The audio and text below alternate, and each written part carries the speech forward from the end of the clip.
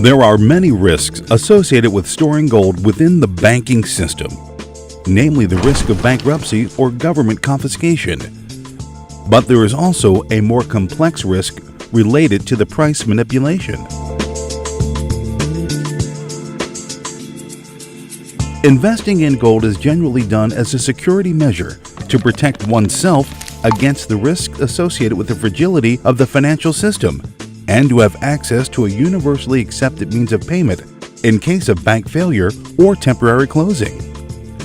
If you have some gold in a bank's vault and the bank closes temporarily or worse goes bankrupt, you lose the advantage of having close at hand a means of payment for your basic needs in times of trouble, when access to traditional means of payment like cash or bank cards is hampered. The risk of bank failure is a very serious one, with the banking system being entirely interconnected.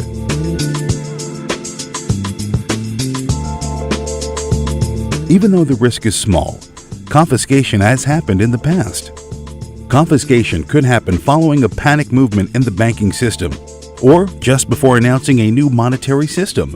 In that case, owning gold in one's country of residence is risky because it can be seized legally.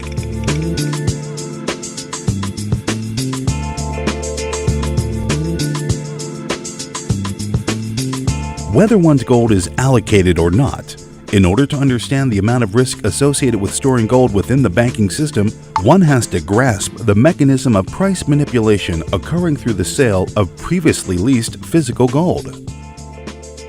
Traditionally, the central banks have leased this physical gold to the bullion banks that specialize in gold trading, which helps make them a profit on their idle gold stock, while maintaining the price low. Price manipulation can only happen in these two ways, either with the sale of previously leased physical gold on the market or with a massive sale of virtual paper gold. In both cases, the sheer mass of supply helps keeping the price low. Let's start with the physical part. These last few years, central banks have stopped leasing their gold.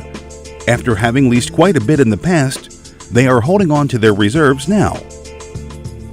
When leasing gold, the rate is determined by the gold lease rate. And this rate is extremely low, being based on LIBOR. And we now know with the LIBOR scandal that it has been manipulated to the downside. And we now see the scope of that scandal when we relate it to the gold price manipulation. Who is left to lease physical gold to a bank for such a ridiculously low rate? No one. Central banks have done it for years, but that trend is over due to their low reserves.